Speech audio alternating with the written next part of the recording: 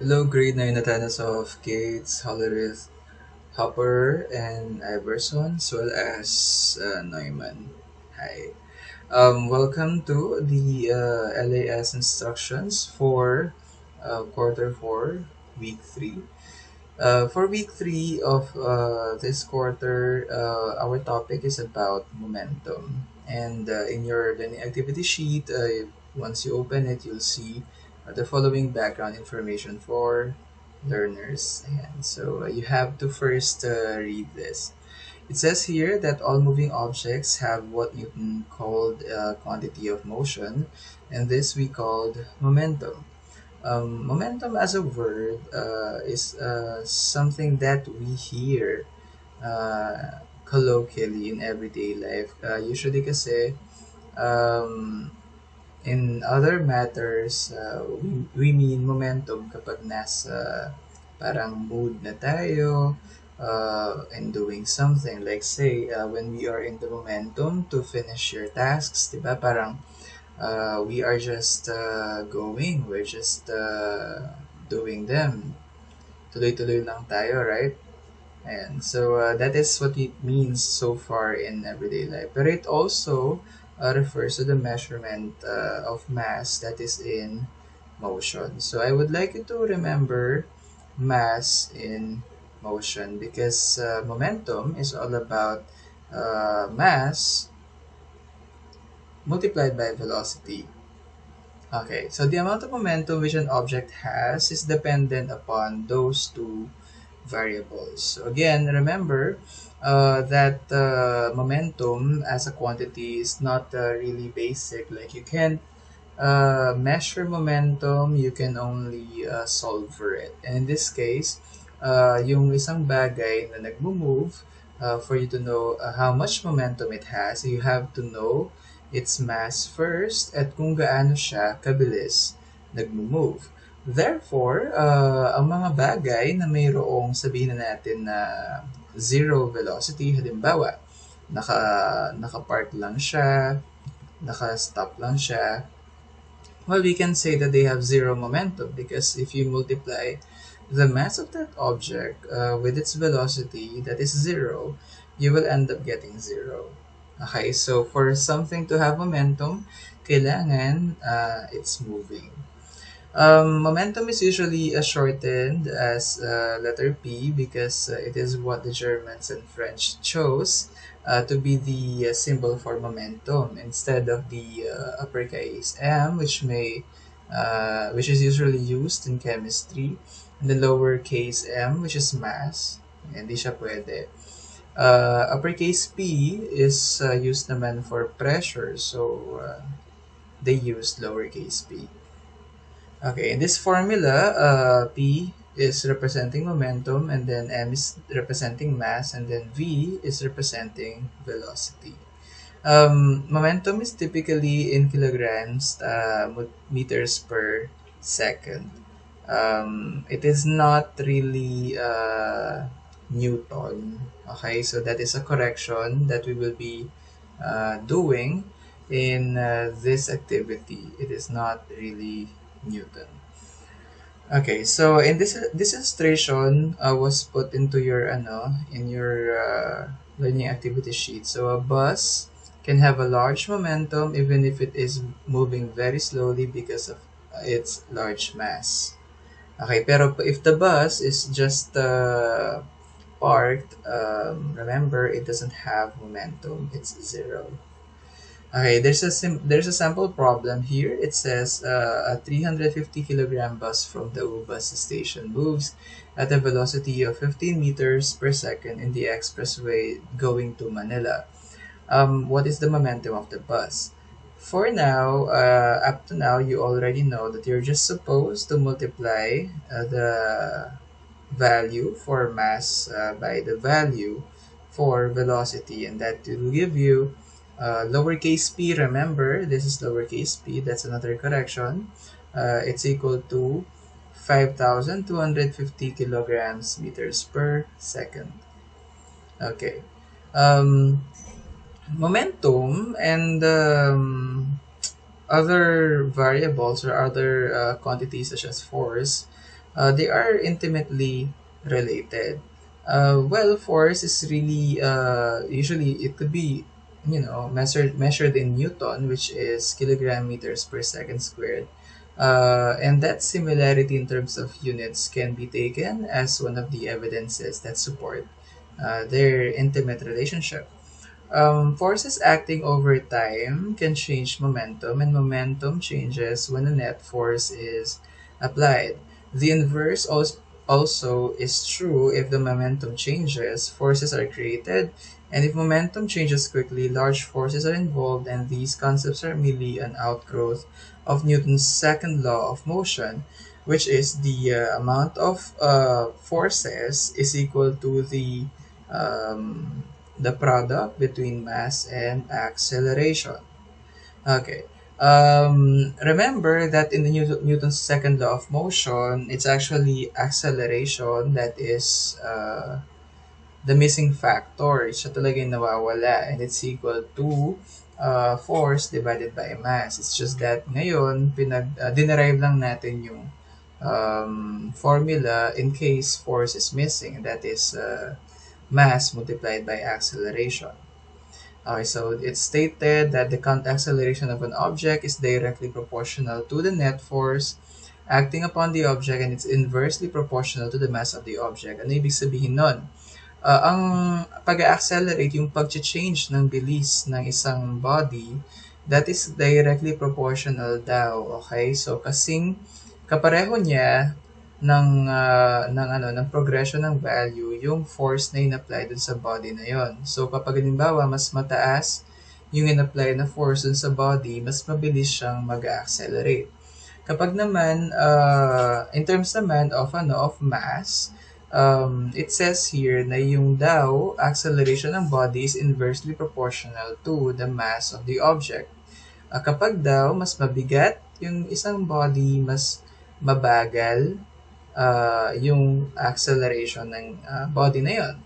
Ganun siya. So, when combined, the definition of acceleration, which is acceleration is equal to change in velocity, or delta v, or it's also Vf minus Vi.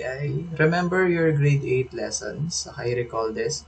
As the acceleration in velocity change, it will result to acceleration multiplied by time, and is changed by time is changed in velocity as written. So I know there is a grammatical error, pero the point of this was F is equal to M times A. Pero kung halimbawa, gusto nating palitan itong A na to by its other formula, it's gonna be delta V over T. So matatandaan that in grade 8, acceleration is equal to delta V, that's change in velocity, that's Vf, minus Vi divided by time. Okay? Okay, now we proceed to the next part.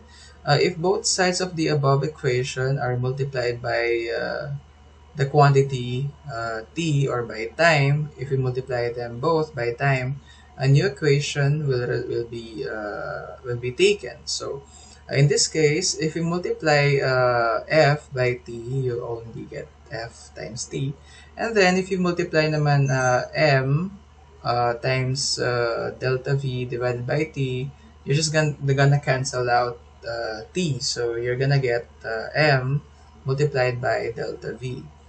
It could be said that the force times the time equals the mass times the change in velocity. So, ito lang siya. Okay, force times time, mass times change in velocity.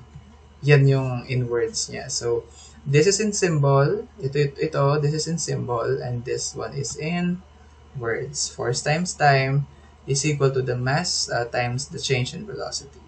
Now, in physics, the quantity force times time is equal to impulse. Itong isang dito, force times time is actually equal to impulse. Whereas, this one naman is mass times delta V is actually change in momentum.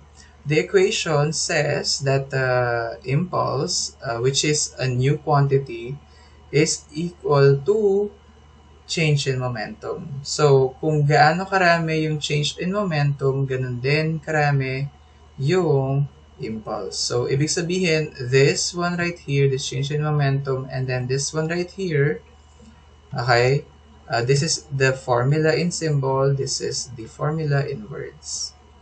You know, in physics, we have a lot of things like that. Like first, we're just explaining them, and then soon, they're already in symbols. It's already a formula. But I hope that you get that by now. Hopefully.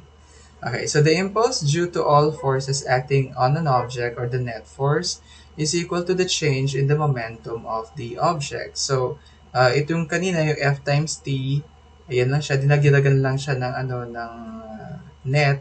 Ayan.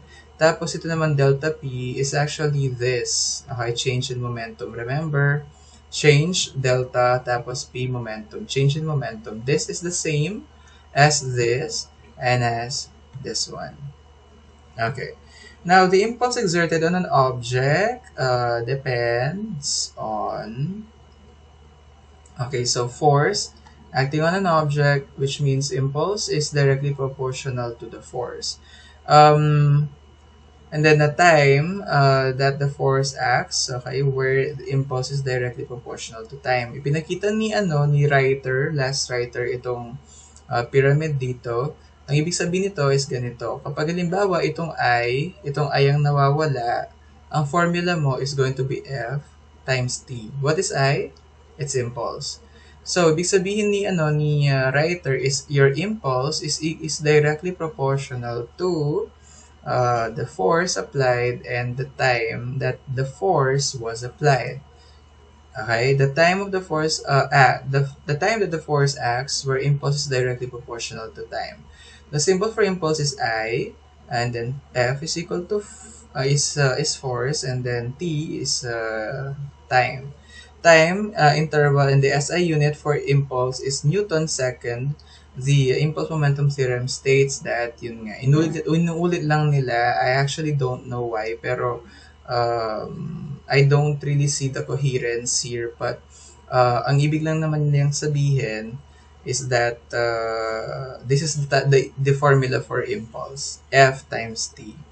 And then F times T is equal to change in momentum. Now, F delta T is equal to the change in the momentum or delta P. So, inuulit lang niya. Ayun siya. So, kanina, I already told you about this. M delta V, delta V is actually, ito siya, itong M, wait lang, no. Itong M delta V multiplied by delta V, it's the same as this one right here. Okay? Because you're gonna be distributive in terms of your multiplication eh. So you multiply mass by the final velocity and then multiply mass by the initial velocity, and then you're just gonna get the difference of those products. Okay? If the force, you use this if the force is not constant, use the average force applied. If applying force on an object will gain some momentum, and if an object that loses momentum must be imparting force to something else over some time period.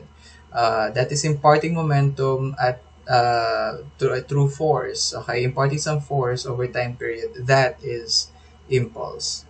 Again, the entire impulse momentum theorem means application of a force.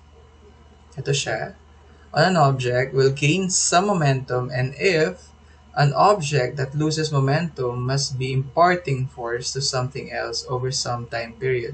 It also tells you about the conservation of linear momentum. It means hindi pwedeng mawala ang momentum ng isang object. Kapag halimbawa ang isang billiard ball, tumama siya sa isa pang billiard ball, kailangan yung momentum na mayroon ang isang billiard ball, ang unang billiard ball ay maipasa dun sa pangalawang billiard ball through the application of force over a time period. Okay?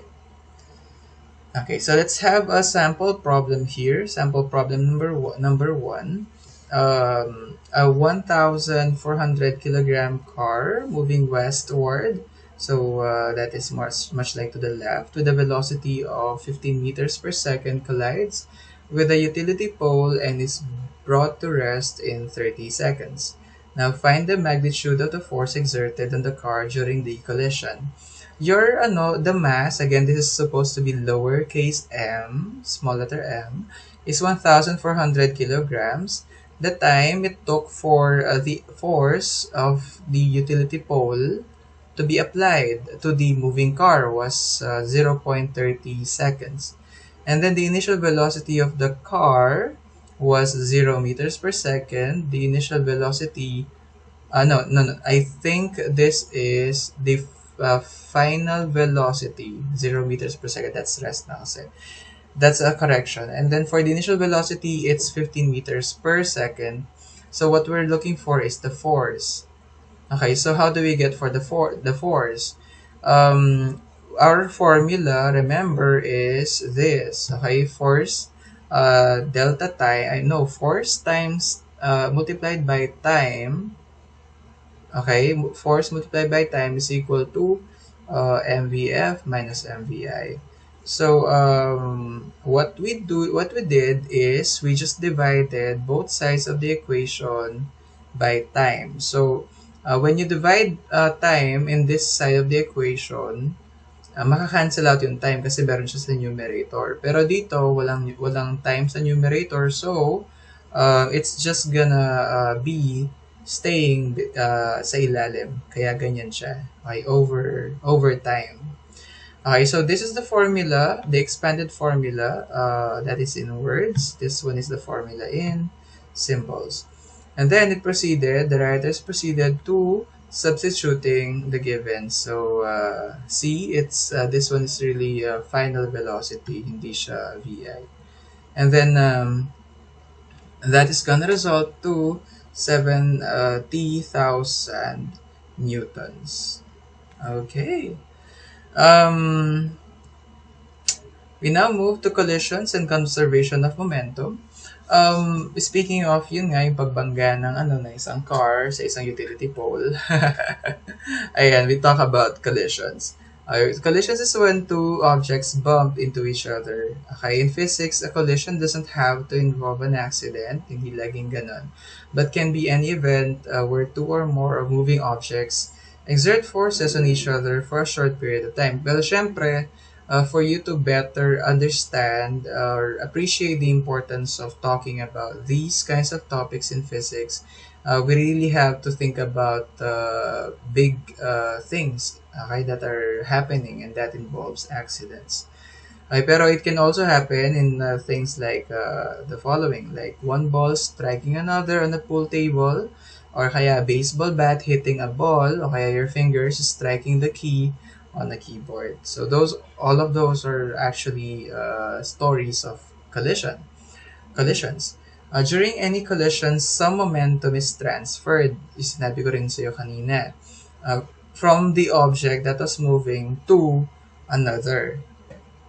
Hence, the momentum of one object is going to decrease, yung unang gumagalaw, and then, yung isang gumagalaw by delta p, and the momentum of the other object is going to be increased. So in this, we can derive the following. Change in momentum of an object is equal to the change, is equal to the impulse of the collision. Okay, let's deal with sample problem number 2. If a red ball with a mass of 10 kilograms is traveling east at a speed of 15 meters per second, it collides with a blue ball with a mass of 20 kilograms traveling west at a speed of 10 meters per second, then what is going to be the result? First daw is we have to figure out the momentum of each ball before the collision. So the red ball has 10 kilograms, has a mass of 10 kilograms moving at 5 meters per second. Therefore, its momentum is 50 kilograms meters per second due east. And then, the blue ball naman is 20 kilograms and is moving at 10 meters per second, and it will be having a higher momentum that is actually tawag doon, ang laki, no? 200 kilograms meters per second due west. The resulting momentum will be both balls will be going 150 kilograms meters per second west. So, silang dalawa. Okay, so we have to note that an object standing still has a momentum of 0 kilograms per second. Yung sinabi ko rin sa'yo kanina. And actually, we can say that that is not really a value for momentum. Wala lang talaga siyang momentum. Okay. The learning competency for this, tawag doon, for this learning activity sheet quarter and week is for you to relate impulse and momentum to collision of objects, such as in vehicular collisions. What you're supposed to do is to answer the following activities. Okay, so first is activity number 1, moment of truth or lie. Okay, so for this, you have to do this activity. Make sure that you also that you take a photo or a screenshot of your answers. You have to check them too. The answers key is right at the end of this document. So make sure that you answer these first before you look at the answers key for the checking. Okay, so number 2 naman, the egg drop challenge. This is a performance task that is tawag doon, being required by your portfolio. Your objective is to design a system that could protect your egg from cracking or breaking from a high fall. And listed here are the materials and the things that you need to consider: the size of the egg, the height from which it is dropped, and the characteristics of the landing surface. They can all be varied. What you need to do in your portfolio is you have to draw your design. Okay, well, there are so many designs na for the egg drop challenge online. You may consult them, pero I am strongly encouraging you to think of your own original ideas despite seeing those ideas online. Also, you have to explain in your portfolio why you think your design will protect an egg from breaking a fall, or how you think your design will protect an egg from breaking from a fall. Okay. The next one is a crash test. What you need to do is to solve these problems. You have to show me your complete solutions. Okay, you have to take a photo or a screenshot of your solutions with your answers, and you have to put them as part of your portfolio.